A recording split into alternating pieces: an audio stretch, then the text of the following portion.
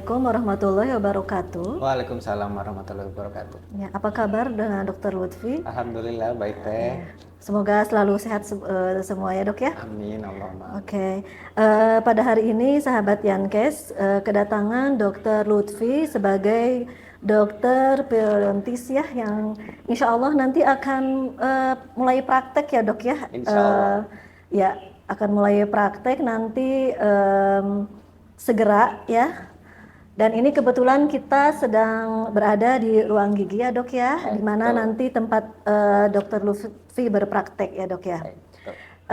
Karena Dokter Lutfi ini adalah dokter periodontis, jadi kita akan sedikit nih dok berbincang-bincang ya. Baik. Mengenai bagaimana sih kesehatan gigi dan gusi, kesehatan jaringan periodontal yang memang selama ini mungkin teman-teman sahabat Yankes yang belum banyak mengetahui soal kesehatan ini ya. Nah, tema kali ini adalah tentang kaitannya dengan penyakit diabetes mellitus yang notabene banyak sekali kita dapat pasien-pasien ya dok ya yang sudah lansia, yang kadang memang cenderung lebih banyak ini ya, lebih banyak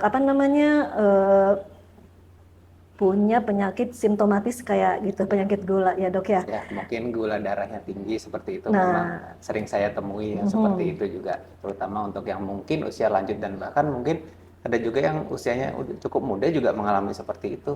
Ya, Jadi mungkin di sini saya akan sedikit menjelaskan juga bagaimana pengaruhnya dari diabetes itu terhadap infeksi Kesehatan. atau penyakit pada gusi dan jaringan periodontal. Baik dok, bisa dijelaskan sedikit tentang hubungan antara kesehatan gusi dan penyakit gula mungkin Baik. barangkali? Baik, ya, di sini saya sedikit jelasin ya teh ya. Pertama kita tuh harus tahu dulu apa itu gusi jaringan periodontal ya. Mungkin kalau untuk gigi mungkin banyak orang udah tahu, oh gigi ini kayak gini, kalau sakit bolong sakit, atau enggak dicabut ditambal mungkin tahu. Tapi ada part yang nggak kalah penting juga sebenarnya dari gitu ya, dok, ya? Yaitu gusi dan penyangga di bawahnya. Logikanya gini, buat apa gigi bagus-bagus, gigi terbuat dari emas, tapi penyangganya lemah, goyang sama aja. Jadi percuma aja ya dok ya? Cuma anggapannya punya rumah tapi pondasinya salah bikinnya, ambruk, ya kan, betul kan gitu. Ya logikanya seperti itu. Nah, jaringan periodontal di sini itu terdiri dari gusi. Ya, gusi bisa lihatlah daging yang berwarna pink yang nahan gusi. Terus di dalam gusi itu ada tulang. Kita nyebutnya tulang alveolar ya, jaringan kerasnya. Dan itu gigi itu nancep di situ, nancep di dalam tulang dan gusi itu dengan ligamennya periodontal namanya. Nah, di situ kesehatan dari jaringan-jaringan ini sangat mempengaruhi umur dan lamanya gigi tersebut dapat bertahan di rongga mulut tersebut. Jadi tergantung usia juga ya dok ya itu? Ya betul, semakin tinggi usia secara fisiologis, secara normalnya jaringan periodontal itu akan melemah. Nah di sini oleh karena itu pasien harus sadar atau punya kesadaran untuk menjaga kebersihannya dan menjaga kesehatannya agar gigi tersebut bertahan selama mungkin dalam rongga mulut. Begitu ya. Kira-kira gejalanya apa dok yang bisa kita tahu tuh, gejala awalnya itu yang harus diwaspadai sama pasien diabetes itu seperti apa? Nah gini, kalau bicara dengan diabetes ya, nah sebenarnya untuk penyakit gusi dan jaringan periodontal itu penyebab utamanya itu bukan diabetes, bukan. Oh bukan, malah kebalik ya dok ya? Diabetes itu lebih ke arah faktor yang memperparah sebenarnya. Jadi penyebab utama penyakit gusi dan jaringan periodontal itu adalah plak. Plak dari sisa makanan, dan plak-plak itu terdiri dari berbagai macam bakteri yang jika dibiarkan lama-lama akan melemahkan dan merusak dari jaringan gusi dan periodontal tersebut. Nah, jika lama-lama pasti bertahap, gusinya radang dulu, merah, bengkak dulu, terus kemudian otomatis ligamen periodontal yang melekatkan itu juga makin renggang dan lemah. Terus lama-lama jika makin parah, tulangnya keropos, otomatis yang paling terlihat apa? Giginya goyang. Nah, gitu. Ya. Nah, di sini pada kasus orang dengan diabetes ya, pasien dengan diabetes itu menghambat proses respon tubuh dalam menangani bakteri-bakteri tersebut. Jadi sudah ada penyakit gusi dan jaringan periodontalnya, otomatis kan respon tubuh kan pasti ada dong respon tubuh untuk melindungi tubuh kita supaya tidak giginya langsung lepas, tidak langsung parah, ditahan dengan itu. Nah, diabetes itu ikut campur dalam proses ini, jadi mengganggu proses penyembuhan tersebut dan bisa memperparah juga karena mengganggu, akhirnya memperparah, jadinya makin parah seperti itu. Jadi bisa dikatakan seperti yang saya bilang tadi, diabetes itu bukan penyebab utamanya, bukan ya? Ya, penyebab sampingan lah, predisposing namanya. Oh begitu ya. Sampai ada itu ya dok ya, suka kelihatan goyang-goyang gitu Betul, kan? apalagi goyangnya mungkin sekelompok gigi, nggak cuma satu aja. Itu bisa ditangani langsung nggak dok kira-kira yang kegoyangannya itu? Begini, kalau saya melihat dari kegoyangan gigi, kalau misalnya goyangnya itu dilihat dari secara ronsen ya, dia masih ada tulang yang menahan dari gigi tersebut. Seperti yang saya bilang tadi kan, dalam gusi kan ada tulangnya, masih ada sisa tulang yang cukup. Biasanya bisa ditangani langsung, bisa. meskipun dia sedang dalam kondisi diabetes yang mungkin tidak terkontrol. Bisa ditangani langsung dengan cara mungkin pembersihan karang gigi, scaling, tapi ya dengan minimal trauma dan juga dengan perawatan splinting, yaitu menahan gigi yang goyang tersebut dengan gigi-gigi sebelahnya sehingga menstabilkan gigi tersebut. Begitu Seperti ya. itu. Kalau misalnya kasusnya mungkin masih secara permukaan ya, tidak perlu tindakan pembedahan yang harus dibuka gusinya atau bagaimana, itu insya Allah masih aman untuk pasien diabetes, antara baik itu terkontrol maupun tidak terkontrol, seperti itu. Nah, seperti itu ya dok ya. Jadi tetap harus menjaga kesehatan, terutama plaknya ya, itu tetap harus lebih ekstra gitu ya. Betul. Nah, logikanya gini kan, kalau saya bicara plak ya, itu kan plak ada di rongga mulut yang nempel di gigi, nempel di apa gitu-gitu. Itu kan berasal dari makanan yang kita makan kan sehari-hari, pasti nempel gitu. Nah, mulut itu dipakai sehari-hari, otomatis wajar dong, harusnya kita aware, karena dipakai sehari-hari tentunya harus ada maintenance-nya. Maintenance-nya kayak anggapannya nih, kita punya mobil kan, mobil atau motor dipakai tiap hari. Kan ada setiap 10.000 kilo atau berapa ribu kilo kan harus masuk bengkel. Harus servis berkala. Nah, sampai gitu juga mulut. Nah, apalagi mulut ini kan nempel terus ke badan kita, yang pasti seumur hidup lah mulut. Kan mobil kan benda mati, pasti lebih mulut juga nggak kalah penting ya. Sama aja ya kayak mesin. Iya, betul. Iya baik dok. Itu kan kalau yang penyakit pasien yang punya penyakit gula itu kan harus terkontrol ya dok ya. Gula darahnya untuk minum obatnya, kemudian lebih sering cek ke dokter gitu ya. Nah, kira-kira seberapa penting sih peran diet dan kontrol gula darah dalam menjaga kesehatan gigi dan gusi? Untuk peran diet dan kontrol gula darah itu penting sekali sebenarnya. Penting ya. Kan kalau kita bicara penyakit diabetes ya, kita bicara pasien itu dalam kondisi hiperglikemi atau glukosa dalam darah itu tinggi di atas batas normal juga. Betul. Nah, otomatis secara umum biasanya kan diabetes ada tipe 1 biasanya yang didapat turunan, atau enggak juga yang tipe 2. Nah, yang sering itu tipe 2. Tipe 2 itu didapat dari gaya hidup, dari makanan yang dimakan, dan apakah dia aktif bergerak atau tidak, aktivitas fisiknya bagaimana, pola makan dan pola hidup, gaya hidup. Gaya hidup itu sangat mempengaruhi itu, dan itu terjadi nggak mungkin dalam waktu sebentar, dia terjadi secara kronis bertahap, bertahun-tahun, bahkan puluhan tahun, baru jika itu dari pola makan dan gaya hidup yang tidak benar itu bisa berisiko menyebabkan diabetes tipe 2 itu. Bisa memperparah ya dok ya itu ya? Iya, betul. Ya, oke. Jadi harus tetap lebih kontrol, ikuti saran dokter barangkali seperti itu ya dok ya? Dan kalau jika sudah ngontrol itu berarti otomatis resiko untuk terkena diabetes itu akan mengecil tentunya. Dan itu kan tadi sudah dibilang juga, diabetes itu kan juga memperparah ya. Untuk mencegah diabetes itu terjadi ya seharusnya kita sebagai manusia memperbaiki pola pola makan dan gaya hidup itu juga. Itu Iya. ya, udah cukup ya dok ya. Betul. Oke. Jadi itu kira-kira pemeriksaan rutinnya berapa lama dok? Pemeriksaan rutin apa namanya tuh ke dokter giginya begitu? Kalau untuk pemeriksaan rutin ya, secara normal itu biasanya untuk kondisi normal yang pasien tanpa diabetes itu 6 bulan sekali cukup biasanya. 6 bulan sekali. Tapi dari berbagai sumber dan literatur yang saya baca, untuk pasien dengan diabetes itu kan tadi saya bilang diabetes itu memperparah kondisi penyakit gusi dan jaringan periodontal. Otomatis dia harus dibersihkan lebih sering. Nah, yang saya baca dari literatur itu minimal 2 bulan sekali harus bersihin karang gigi minimal. Minimal 2 bulan sekali harus kontrol ke dokter gigi. Iya betul, minimal bersihin karang gigi aja. Oke. Lalu ini dok untuk tiap harinya itu ada perawatan yang lebih apa namanya yang lebih bisa membantu mengurangi timbulnya karang gigi gitu kan. Bagi yang penyakit gula itu kan secara kalau giginya goyang-goyang tuh merasa terganggu, apalagi untuk sikat gigi juga ini ya apa namanya takut lepas giginya tiba-tiba seperti itu dok.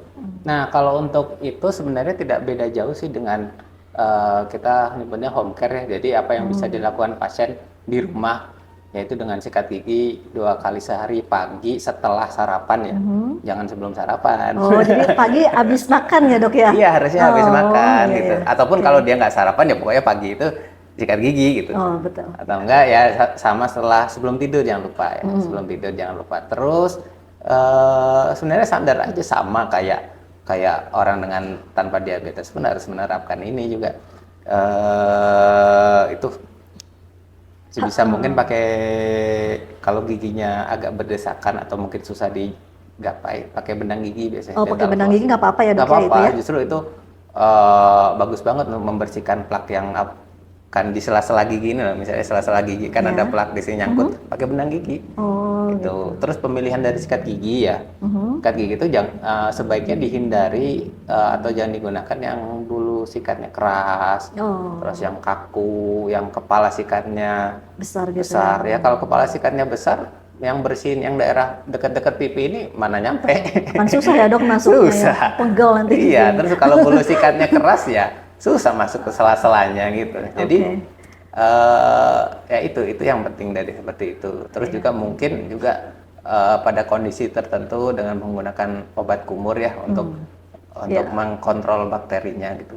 Nah selebihnya itu diet dan gaya hidup sebenarnya. Kembali lagi ke diet ya dok ya, pola hidup. Harusnya kalau kayak gini tuh juga collab sama dokter gizi sebenarnya. Oh begitu ya dok ya. Boleh juga ya dok ya ke depannya ya dok ya, biar sama-sama terkontrol ya. Iya kan, ya kan kita nggak ingin sakit kan, kita nggak ingin sakit, kita nggak ingin diabetes duluan baru dirawat. Ya bagaimana posisi kita pas belum sakit kita rawat, kita jaga supaya tidak seperti itu. Biasanya makanya yang saya bilang tadi mungkin collab dengan dokter gizi bagus juga. Ya, betul, dok. Jadi bersamaan nih terapinya ya. Iya. Jadi dari giginya juga terkontrol, kemudian dari penyakit gulanya juga terkontrol. Betul. Ya. Diharapkan jadi apa namanya itu mengurangi, meminimalisir keluhan pasien juga. Betul, kali ya dok ya. Kan ujung dari masalah dari penyakit periodontal itu gigi lepas dan gigi hilang. Jangan sampai itu. Nah terjadi. Itu keluhannya itu kan khawatir kalau makan misalnya gigi dengan kondisi goyang-goyang takut lepas ya dok ya. Tertelan gitu terus kan. Ada juga gini, ada yang bilang mungkin bagi orang yang belum tahu ya, ya udahlah gigi goyang cabut aja. Tidak semudah itu sebenarnya. Oh gitu ya dok. Saya juga sebagai dokter pasti mempertimbangkan bisa nggak ya ini dipertahankan dulu. Nah karena kalau dia bisa dipertahankan ya lebih bagus. Karena kalau kita misalnya asal mencabut gigi, otomatis kan kita menyisakan ruang space. Di situ tempat berkumpulnya plak pasti lebih tinggi lagi di situ. Dan juga susunan gigi itu pasti akan bergeser. Nah gigi bergeser, otomatis kontak rahang atas dan rahang bawah itu jadi tidak harmonis. Terganggu ya dok ya. Fungsi pengulangan terganggu dan ketemunya tidak harmonis itu bakal memunculkan masalah lagi yang lain gitu. Jadi ini tidak menyelesaikan masalah, jadi berantai ya dok ya. Oh oke. Dok sebelum kita ini ya sahabat Yankes ya hari ini edukasinya cukup menarik ya, menambah ilmu, pengetahuan tentang kesehatan jaringan periodontal, kesehatan jaringan gusi.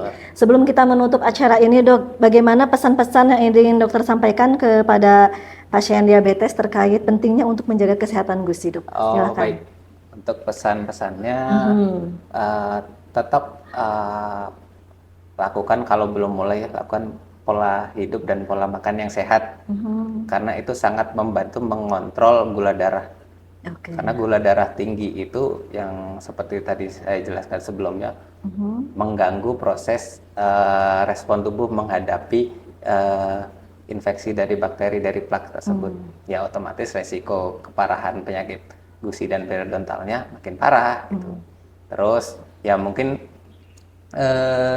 tadi sarannya pola hidup gitu. Terus jangan lupa untuk cek berkala juga dengan dokter spesialis penyakit dalam kalau memang sudah terdiagnosa gula darah tinggi atau diabetes sebelumnya, untuk membantu mengontrol darah. Karena penyakit diabetes itu sebenarnya tidak hanya berhubungan dengan gusi saja, ke penyakit lain juga yang ada di jantung, ada di organ-organ lain. Yang diabetes itu bisa nyabang penyakit pada jaringan periodontal ini salah satu cabangnya yang bisa diperparah sama diabetes. Jadi sebaiknya itu tetap kontrol gula darah itu. Terus untuk dari rongga mulutnya tersebut seperti yang saya jelaskan tadi, ya sikat gigi 2 kali sehari. Terus habis itu pemilihan sikat gigi yang baik juga, pakai yang kecil aja, yang lembut. Terus habis itu kontrol gitu ya? 2 bulan sekali lah bersihin karang gigi gitu ya dok ya? Seperti itu. Oke, sama pola hidup mungkin ya? Iya, itu yang paling penting. Yang tadi ya pola hidup sama pola makan mungkin ya diperhatikan gini, lainnya. soalnya kan gini zaman sekarang nih, sebenarnya yang kita kan kalau hubungannya dengan diabetes itu kan gula darah ya, otomatis konsumsi karbohidrat atau gula itu, ini berdasarkan yang saya baca ya, itu kan pasti berlebih kan, dan itu terjadi secara terus menerus bertahun-tahun bahkan puluhan tahun. Nah di situ sebenarnya kita itu tidak begitu butuh banyak banget sih gula itu sebenarnya kalau sadar. Nah masalahnya untuk zaman sekarang itu mungkin kita secara tidak sadar banyak sekali makan gula per hari. Ya itu ya.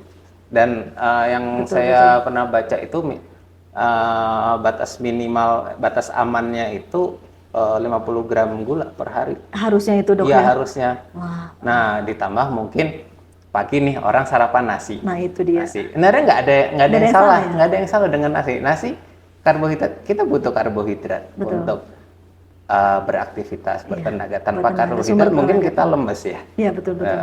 Tapi setelah itu kita minum teh manis. Nah itu bukan berarti nggak boleh, boleh, tapi kesadaran diri itu. Nah gitu. Kadang terlupakan ya dok ya. Terus ada juga mungkin di antara jam pagi jam makan siang kita ngemil dulu gorengan. Nah itu dia. Ngambil gorengan racun kayak apa, itu ya, terus dok, ada di kantor tiba-tiba ada gorengan comot kayak gitu. Kan gorengan ya selain karena minyaknya tinggi ya, minyak tinggi kan juga hubungannya sama obesitas. Obesitas juga berpengaruh loh sama gula darah. Oh begitu ya dok. Jadi hanya yang kurus aja ya dok. Iya gitu. Dan kalau gorengan itu kan mostly kan digoreng sama tepung. Tepung apa? Karbohidrat, gula juga. Nggak sadar kan? Tapi makan gorengan blok-blok nggak kerasa, nggak kenyang. Tapi gula udah masuk lagi. Terus makan siang karbo lagi, nasi kan pasti. Karbo lapnya apa? Sambal goreng kentangnya karbo lagi. Terus lapnya ayam goreng.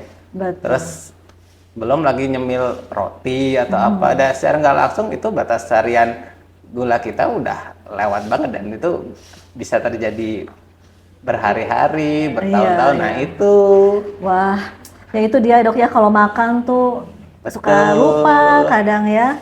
Nah cara biar ngakalinnya itu ya banyak belajar kita harus tahu apa yang kita makan sebenarnya. Dan mungkin konsultasi dengan dokter gizi juga baiknya bagaimana.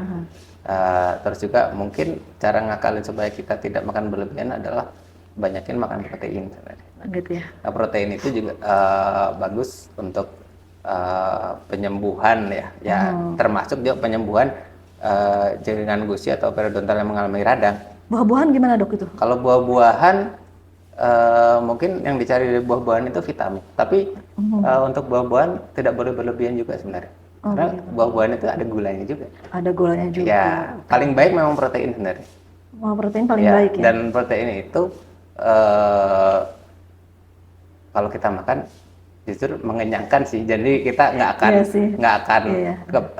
katakanlah kabita setelah makan protein Ngemil-ngemil banyak. gitu kan Iya, ya, kita nggak. kecenderungan untuk kabita ngemil yang lain itu berkurang. Dan itu secara nggak langsung akan mengontrol memperbagus pola makan kita sebenarnya. Begitu ya. Oke. Itu yang saya baca ya dari mungkin penjelasan dari dokter gizi pernah. Oh gitu ya dok ya. Oke. Iya. Tapi betul juga sih dok gitu. Karena kadang tidak sengaja kalau kita lagi makan terus lihat teman gitu, nyamil dikit Iya. Terus gitu kan akses ya. mencapai makanan begitu tuh gampang banget, tinggal GoFood. Nah itu Udah udah datang. dipermudah sekarang ya Iya. kalau makan. Nah, saya aja nanti mau ya. pulang ini mau beli kopi susu loh. Oh. Kan gampang lewat beli kopi Iya, susu gampang. benar-benar. Iya, dok. Ya saya kepingin ya, tapi sebenarnya nggak ada pantangan, nggak usah sebenarnya, nggak usah dihindari banget, sebenarnya nggak, tapi Nggak sadar juga diri sih, aja. mengontrol gitu ya, jangan terlalu banyak. Segala yang Ya. berlebihan juga nggak baik ya dok Iya ya. betul. Kalau makan itu nggak usah sampai kenyang banget, apa yang penting sudah seger lagi, bertenaga lagi aja cukup. Bertenaga lagi, bisa fresh lagi gitu ya. Betul. Asal jangan berlebihan. Oke. Ya, mungkin itu saja sih kalau misalnya yang dari bagaimana pesan buat Ya, buat pasien, baik yang dia sudah diabetes maupun yang belum juga, terutama yang belum itu ya dua-duanya memang harus pola hidup yang, tapi kalau sudah diabetes juga jangan lupa untuk konsultasi ke dokter penyakit dalamnya, seperti itu juga penting banget. ya, oke, harus teratur ya. Betul. Gitu ya. Oke, demikian sahabat Yankes ya. Kali ini kita berbincang mengenai penyakit kesehatan gusi ya. Pada hari ini gambar ini diambil ketika ini memang belum ada jadwal ya dok ya untuk praktek di sini ya. Padahal kita udah pengen banget sih buka praktek layanan periodontis ya dok ya. Dokter Gigi. Nah betul, dokter gigi spesialis perio begitu ya. Mudah-mudahan secepatnya akan buka layanan di klinik utama ya. Amin. Bagi sahabat Yankes yang ingin komentar silahkan di kolom komentar ya. Kemudian untuk informasi lebih lanjut, ingin mengetahui edukasi mengenai kesehatan gigi dan mulut, terutama jaringan periodontal, silahkan kunjungi klinik utama Bumi Medika Ganesha ITB yang terletak di Jalan Gelap Nyawang nomor 2. Kami tunggu ya. Makasih. Makasih ya dok ya untuk waktunya. Ya.